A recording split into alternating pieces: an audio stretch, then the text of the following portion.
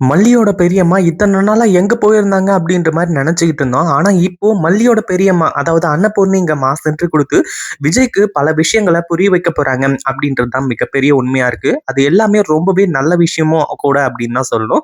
அதாவது இந்த ஒரு விஷயத்த கண்டிப்பா அவங்க எதிர்பார்த்திருக்கவே மாட்டாங்க.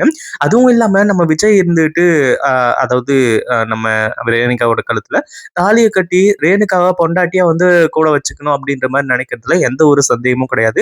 ஆனா இங்க இருக்கக்கூடியது ரேணுகாவே இல்ல அப்படின்றது தான் இவங்க எல்லாருக்குமே மிகப்பெரிய பிரச்சனையா இருந்துட்டு இருந்துச்சு. இத்தன நாளா நம்ம நாகுவும், அடுத்ததா மனோகரும் அவங்க 2 பேரும் சேர்ந்து அடுத்தடுத்து என்னென்னமோ பண்ணிக்கிட்டு இருந்தாங்க. ஆனா இப்போ கடைசில மல்லியோட உயிருக்கே இது மிகப்பெரிய பிரச்சனையா வந்து முடிஞ்சிருக்கு அப்படின்றது தெரிய வருது. அதே சமயத்துல இப்போ நம்ம மல்லிய அந்த வீட்ட விட்டு விரட்டுறதுக்கு என்னென்ன ஏற்பாடுகள் நடக்கக்கூடாதோ அது எல்லாமே நடந்துகிட்டு இருக்கு. அதாவது இப்போதைக்கு இவங்க எல்லாருமே வெயிட் பண்ணிட்டு இருக்கிறதுக்கான முக்கிய காரணம், இந்த சுடரோட கழுத்துல, அதாவது இங்க இருக்கக்கூடிய ரேணுகாவோட கழுத்துல இப்போ நம்ம விஜய் தாலிய கட்டணும். அதுக்கப்புறம் மல்லியோட நிலைமை என்ன ஆக போகுது, ஏதாக போகுது அப்படின்னு சொல்லிட்டு யாராலயுமே கொஞ்சம் கூட எதிர்பார்க்கவே முடியாது. அந்த அளவுக்கு சில சம்பவங்கள் எல்லாத்தையுமே சிறப்பா செஞ்சிடலாம் அப்படின்ற மாரி தான் வெயிட் பண்ணிக்கிட்டு இருந்தாங்க. அதே மாதிரி இப்ப என்ன ஆச்சு அப்படின்னா, நம்ம அன்னபூர்ணி மாஸ் என்ட்ரி குடுத்து, விஜய் மாப்பிள்ள நீங்க என்னதான் உங்களோட மனசுக்குள்ள நினைச்சுக்கிட்டு இருக்கீங்க? அப்படி இப்படின்ற மாரி வந்து கேட்கறாங்க. ஆனா அதே சமயத்துல இப்போ நம்ம அன்னபூரணி இப்போ எதையும் தெரிஞ்சுக்காம இங்க வரல. அவங்க ஒரு சில ஆதாரங்கள் எல்லாத்தையுமே கொண்டு வந்திருக்காங்க. ஒவ்வொரு முறையும் மல்லி தான் வந்து ரேணுகாவ தொலைச்சிடுறா. ரேணுகாவ வந்து எங்கேயாச்சும் விட்டுட்டு வந்துடுறேன். அப்படின்ற மாரி வந்து சொல்லி, நீங்க எவ்வளவு பெரிய பிரச்சனை எல்லாம் பண்ணிட்டு இருந்தீங்க மாப்ள. ஆனா உண்மையிலேயே ரேணுகா எங்க போறா? ஏது பண்றா? அப்படின்றத நீங்களே பாருங்க அப்படின்ற மாரி சொல்லி, ஆதாரத்தோட வந்து நம்ம விஜய் கிட்ட நிரூபிக்கிறாங்க.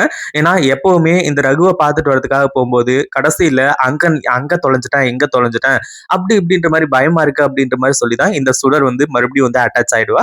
அப்படி இருக்கும்போது நம்ம மல்லியோ இருந்துட்டு, "விஜய் நீங்க நான் சொல்றத வந்து நம்புறீங்களோ, நம்பலையோ அதெல்லாம் அப்பாற்பட்ட விஷயம். ஆனா நான் வந்து கற்பூரம் அடிச்சு சத்தியம் பண்ணி சொல்றேன். உண்மையிலேயே இதுதான் நடந்துச்சு. அதே மாதிரி நீங்க நெனைக்கிற மாதிரி அதாவது இங்க இருக்கக்கூடியது ரேணுகா தானா?" அப்படின்றது எனக்கு மிகப்பெரிய சந்தேகம் இருக்கு. ஏன் நான் அடிச்சு சொல்லுவேன். இங்க இருக்கக்கூடியது ரேணுகாவே கிடையாது. அவளோட பேரு சுடரு அப்படின்ற மாரி வந்து சொல்றாங்க. இது எல்லாத்தையுமே கேட்டு விஜய் பயங்கர அதிர்ச்சியோட இருந்துட்டு இருக்காங்க. விஜய்க்கு என்ன பண்றது? ஏது பண்றது? அப்படின்னு ஒண்ணுமே புரியல. அப்படியே திரு திரு திருன்னு முழிச்சுட்டு அப்படியே சைலன்ட்டா இருந்துட்டு இருக்காங்க. என்ன சொல்லிட்டு இருக்கீங்க மல்லி? அதாவது என்னோட ரேணுகாவ எனக்கு தெரியாதா?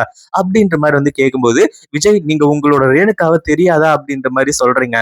ஆனா உருவத்த வச்சு மட்டும் நீங்க வந்து சொல்லாதீங்க. ஏன்னா இந்த உலகத்துல உங்கள மாரி 7 பேர் இருப்பாங்க. அதாவது நம்மள மாரி 7 பேர் இருப்பாங்க அப்படின்ற மாரி வந்து சொல்லி நமக்கு வந்து ஆல்ரெடி சொல்லியிருக்காங்க. அந்த மாரி தான் இந்த விஷயத்திலயும் ரேணுகா மாதிரியே இருக்கக்கூடிய ஒரு ஆள் தான் இங்க இருக்கக்கூடிய சுடரு. ஆனா அதே சமயத்துல நம்ம எல்லாருமே இங்க இருக்கிறது ரேணுகா அப்படின்ற மாரி நம்பிக்கிட்டு இருக்கோம். நல்லா யோசிச்சு பாருங்க. உண்மையான ரேணுகாவா இருந்திருந்தா கண்டிப்பா உங்க மனசுக்குள்ள பட்டாம்பூச்சி பறந்திருக்கும். அப்படி இப்படின்ற மாரி வந்து சொல்றாங்க. இந்த வீடியோ பிடிச்சிருந்தா லைக் பண்ணுங்க, ஷேர் பண்ணுங்க.